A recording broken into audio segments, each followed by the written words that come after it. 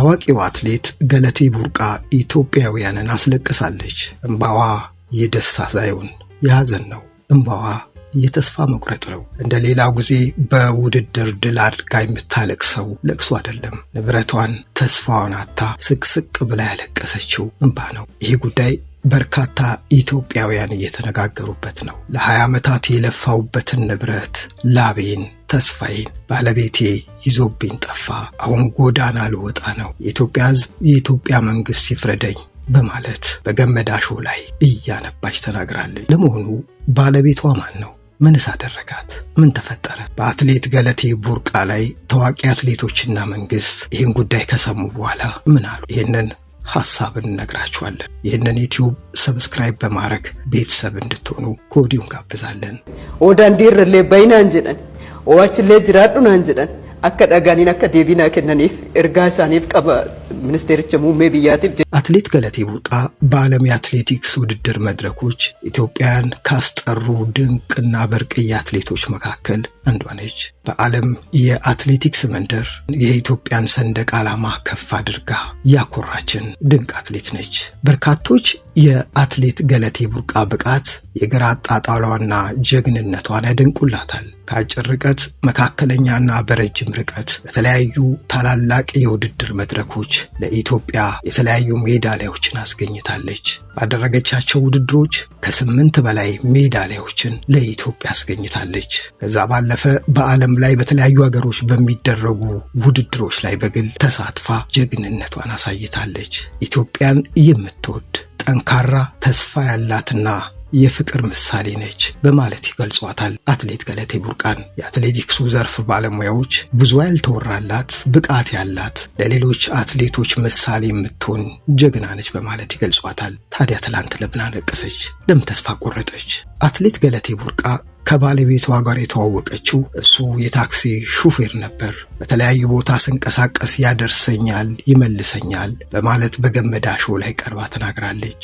ተግባባን፣ ፍቅርም ጀመርን። ታዲያ የፍቅር ጥያቄ ያቀርቦልኝ በ2000 ዓመተ ምህረት ወደ ትዳር ገባን በማለት ትገልጻለች። ታዲያ በ2009 ዓመተ ምህረት ለውድድር ወደ ውጭ ሀገር ሄጄ ነበር። ውድድሩን ድል አድርጌ ስመለስ የገጠመኝ ዱብዳ ግን ያልጠበቅኩት ነበር ትላለች። በድንገት ከቤት ወጥቶ ጠፍቶ ጠበቀኝ ባለቤቴ። ገለቴ በገመዳሾ ላይ እያነባቸውንም ቀጠለች። አፈላለኩት፣ ቤተሰቡን ጠየቁ፣ ጸበል ሄዱ ነው ብለው ነገሩኝ። ከ8 ወር በኋላ ታዲያ በፍርድ ቤት የክስ ወረቀት መጣ።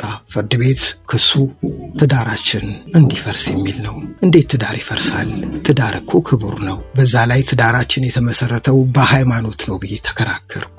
አይ እሱ አልፈለገም በሚለው ጫና ትዳር የፈረሰ በማለት አትሌት ገለቴ ቡርቃ ትገልጻለች። ታዲያ ትዳር ከፈረሰ በኋላ መዘዙም ከኋላ ይከተል ጀመር። ያኔ በፍቅራችን ዘመን በመተማመኛችን ዘመን ረጅም ዓመት አብረን እንኖራለን ብዬ አምኜው ንብረቴን ላቤን ሁሉ በሱ ስም አድርጌ ነበር፣ ውክልና ሰጥቼው ነበር ትላለች ገለቴ። ከነበሩ መኖሪያ ቤቶችና መሬት መካከል በአዲስ አበባ በተለያዩ ቦታዎች ቦሌ፣ ገርጂ፣ የካ፣ ሐዋሳ ከተማ፣ አዳማ ከተማ፣ ሞጆ፣ ሰበታ፣ ሱሉልታ እንዲሁም 5 ተሽከርካሪዎች ነበሩኝ በማለት ትገልጻለች። እነዚህ ሁሉ ግን ዛሬ የሉም፣ ተከድቻለሁ፣ በባለቤቴ ተነጥቄያለሁ። ከትዳር በፊት የነበሩኝ ቤቶች ጭምር እንደሸጣቸው ነው አትሌት ገለቴ ቡርቃ የምትናገረው። እነዚህን ሁሉ ንብረቶች አጥቼ አሁን የምኖርበትንም ቤት ሊሸጥ እንደሆነ ትናገራለች። በፍርድ ቤቶች ተንከራተቱ፣ ብዙ ሰው ጋር ብሶቴን ተናገር፣ ግን ማንም የሚሰማኝ የለም። አሁን ይባስ ብሎ አደጋ ላይ ነኝ፣ ከቤት አልወጣም፣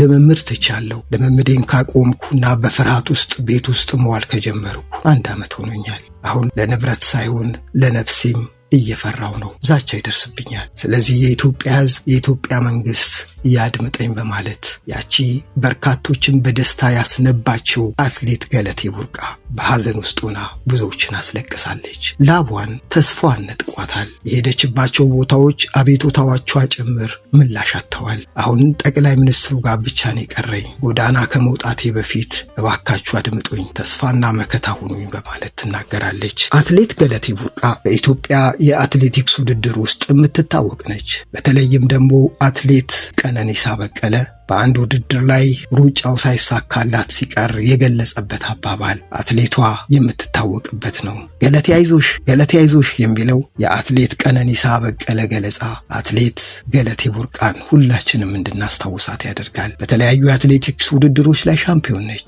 አሸናፊ ነች። የኢትዮጵያን ሰንደቅ ዓላማ አረንጓዴ፣ ቢጫ፣ ቀይ ከፍ አርጋው አውለብልባለች። ታዲያ ይቺ አትሌት ለ20 ዓመታት ያፈራሁትን ንብረት አጥቻለሁ፣ ባዶዬን ጎዳና ላይን ልወጣ ነው በማለት ትገልጻለች። አትሌት ገለቴ ቡርቃ ብዙ ያልተወራላት አትሌት እንደሆነች ብዙዎች ይናገራሉ። ድንቅ አትሌት ነች። የግራ አጣጣላውና አስደማሚ የሩጫ ውበትና የራስ መተማመኗ አትሌቷን ልዩ እንደሚያደርጋት የዘርፉ ባለሙያዎች ይገልጻሉ። በአንድ ወቅት አትሌት ገለቴ ቡርቃ ከዓለም አቀፍ አትሌቲክስ ፌዴሬሽን ማህበር ጋር በነበራት ቆይታ ስፖርት የጀመርኩት በእግር ኳስ ነው። የእግር ኳስ ፍቅር ነበረኝ። እግር ኳስ ተጫዋችም ነበርኩ። ጎል አስቆጥርም ነበር። የስፖርት ህይወት የጀመረው በእግር ኳስ ነው። ከዛ በኋላ ወደ አትሌቲክሱ የተሳብኩት በማለት ትገልጻለች። እንደ ሁሉም አትሌቶች ጅማሬ ከቤት ወደ ትምህርት ቤት ከትምህርት ቤት ወደ ቤት በመሮጥ ነው ሩጫ የጀመርኩት።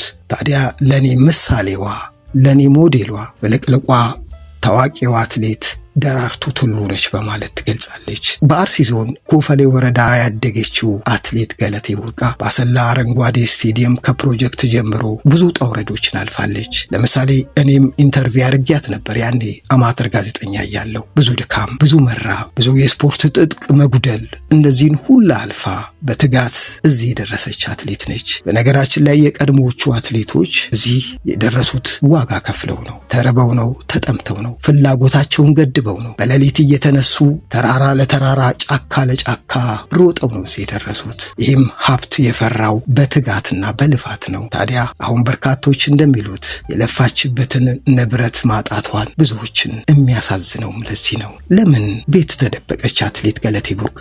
የባለቤቷ ይህንን ሁሉ ንብረት በፍርድ ቤት እስኪያሸሽና እስኪወስድባት ድረስ ማሸነፍ ያልቻለችው፣ ፍርድ ቤቶችና የፍትህ ስርዓቱ ሊያደምጧት ያልቻለው ለምንድን ነው? በርካታ ወዳጅ አትሌቶቿ ታዋቂዎቹ መንግስትስ ችግሯን ሊፈታ ለምን አልፈለገም? በገመዳሾ ላይ ቀርባ ብዙዎችን እያነጋገረች ነው። አትሌት ገለቴ ቡርቃ የአገር ባለውለታዋ አትሌት ገለቴ ቡርቃ ከጎዳና ታደጉኝ በማለት ታነባለች። ለጠቅላይ ሚኒስትር ዶክተር አብይ አህመድም ጥሪ ታቀርባለች። አትሌቶች ወዳጆቿ የአገር ባለውለታ ነችና ምላሻችሁ ምንድን ነው? በተከታይ ሌሎች ከዚህ ጋር የተያዙ ሐሳቦችን ይዘን እንመጣለን። ስለነበረን ቆይታ እናመሰግናለን።